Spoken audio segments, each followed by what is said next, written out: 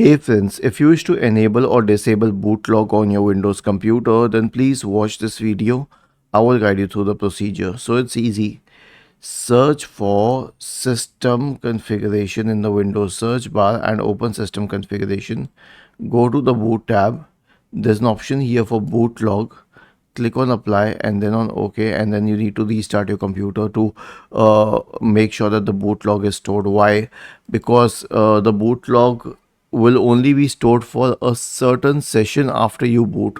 Okay, and if you have not restarted the computer, it won't save that setting.